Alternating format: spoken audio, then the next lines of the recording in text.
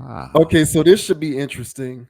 This caught my eye. I was on the interwebs reading, and Tay Diggs, Tay Diggs, anybody who is Tay Diggs been around for a long time, movie guy, movies like Brown Sugar and Best Man and Stella Got Her Groove Back and all of these other movies. He's been in a lot of stuff.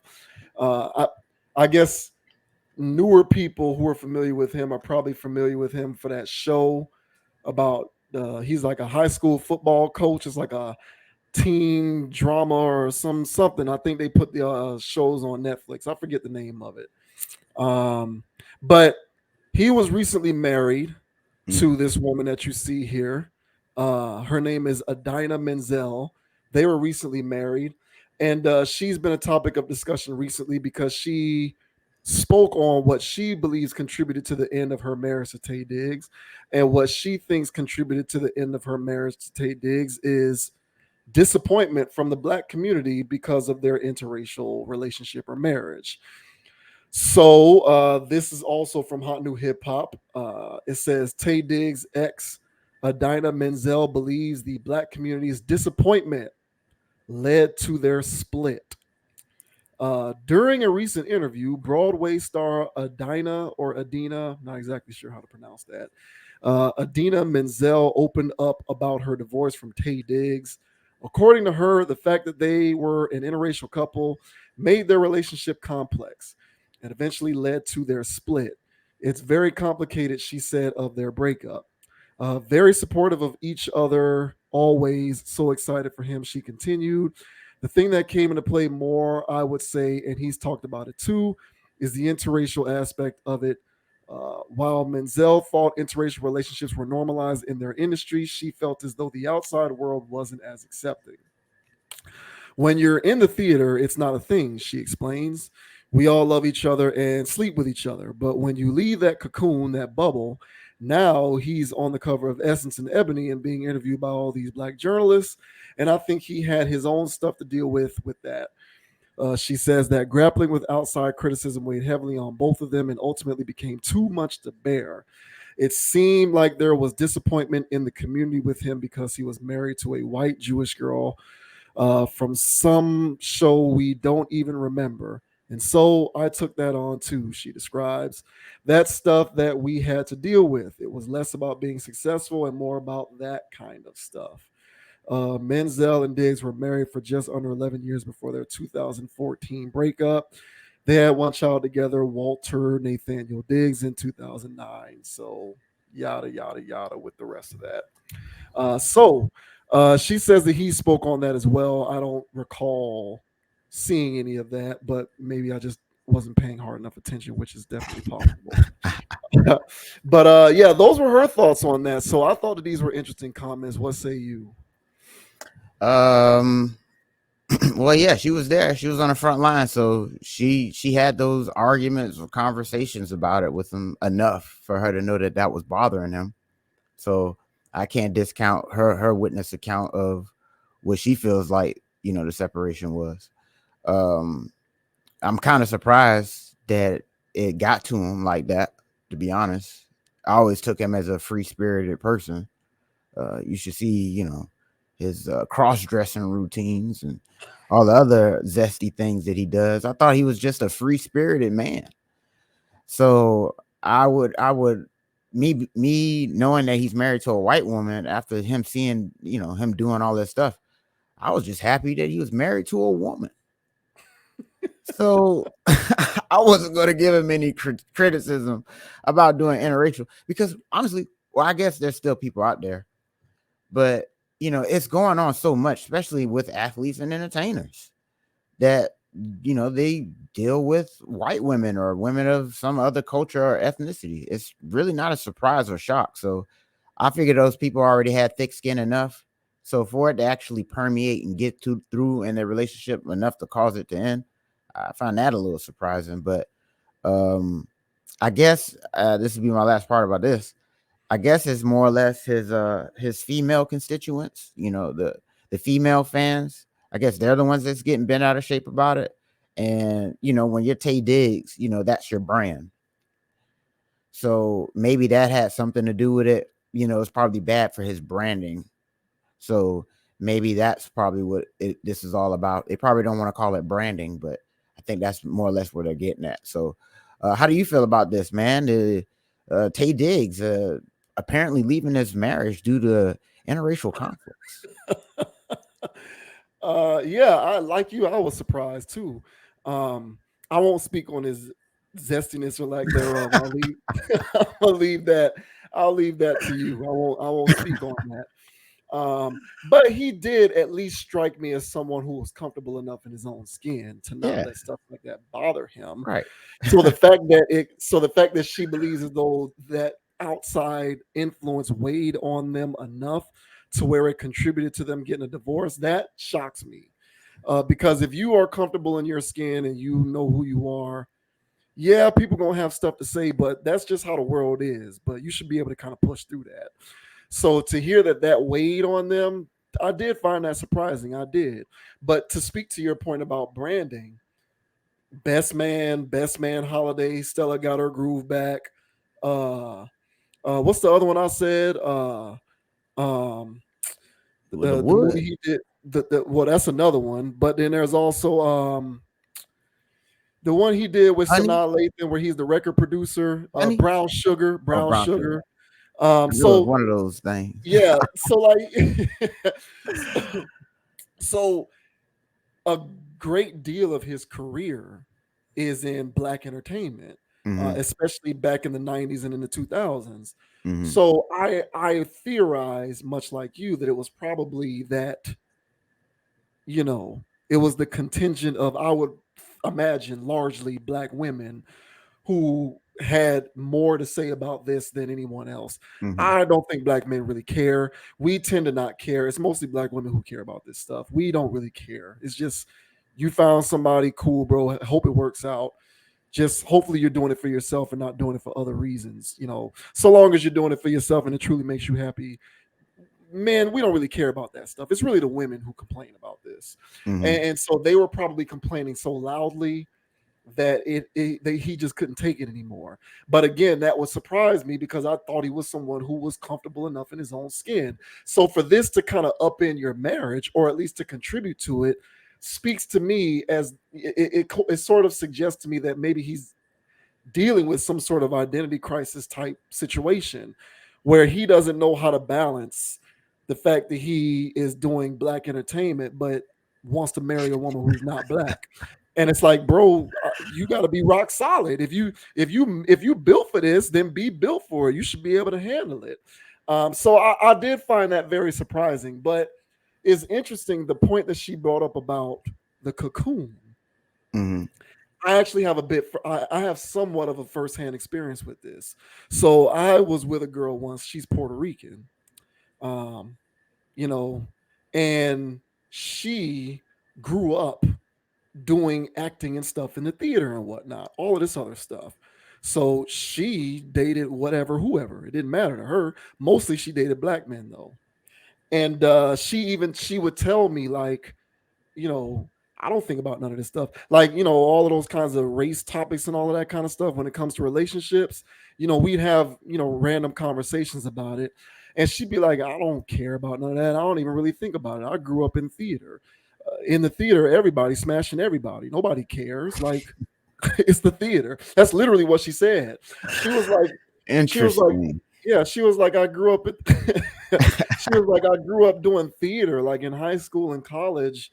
Everybody's smashing everybody, everybody's doing, no I one knew. I cares. knew it. I No knew it. one cares. It doesn't matter. So definitely in my own private life outside of the theater, I'm gonna basically conduct myself in a similar fashion. Like she just doesn't look at the world in a binary fashion the way people who didn't grow up in those types of environments do. I think the tendency for most people nowadays is to look at life in terms of ones and zeros. If you are this, you should be doing this. And if you are that, you should be doing that. So we tend to not look at life in matters of nuance. And I think one of the interesting things about people who grow up in cocoons, in tunnel vision, we talk about this with entertainers and pro athletes. I guess now you can throw theater people into it as well. One thing about these sort of multiverses these alternate universes that don't necessarily reflect how the rest of the world operates, is it creates an opportunity for one to formulate an identity that isn't completely binary all the time. And so she's probably looking at it saying, I don't look at life binary the same way that, the girl who I, dated who was Puerto Rican didn't look at life in terms of ones and zeros. And so I say to her, that's good for her. She seems to be more comfortable in her skin than he is. And I think that that's, again, that's the part of it that shocks me. uh I'm pretty it seems like she was caught off guard just the same way that I was. Like, if you grew up in this microverse where you don't look at life in terms of ones and zeros, then how can the critiques of the outside world bother you? You should be solid in your foundation.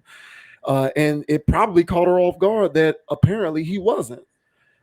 Just like it surprises me that he wasn't. So that's my main takeaway from the whole thing, is like, I kind of felt that he was more solid than that. Um, if he wasn't, if he didn't read off to me as solid, or if he didn't come up in that type of environment, this wouldn't shock me, because a lot of people do this stuff and they can't bear the weight of it.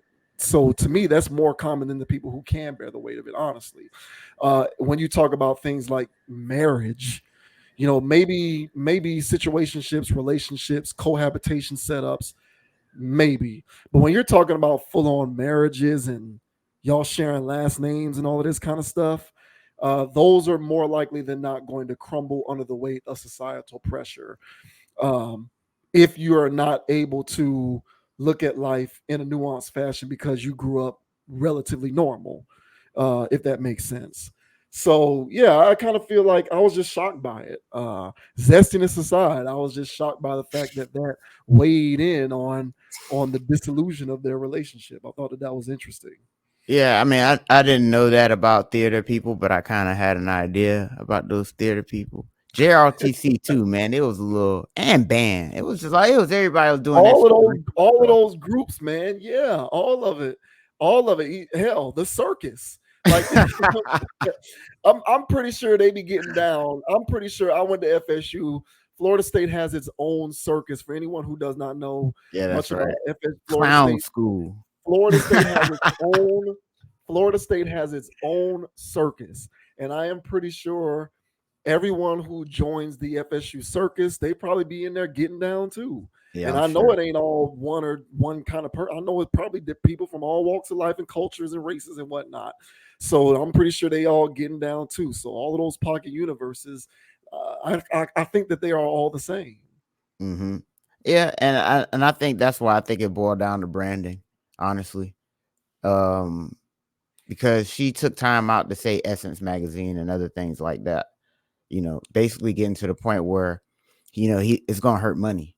You know, it probably did low key. Where it's like, hey, we can't have you on the cover of this, or we can't, or possibly, it's just probably, his lane and his niche. Which again, it's not like he's out here, you know, making Malcolm X and Yeah. playing in Black Panther and doing these.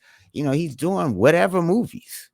So again, he's not running around with a dashiki on when the camera's off either. So I don't understand why it would be such a thing outside of the women who hold him to a high esteem within the Black community.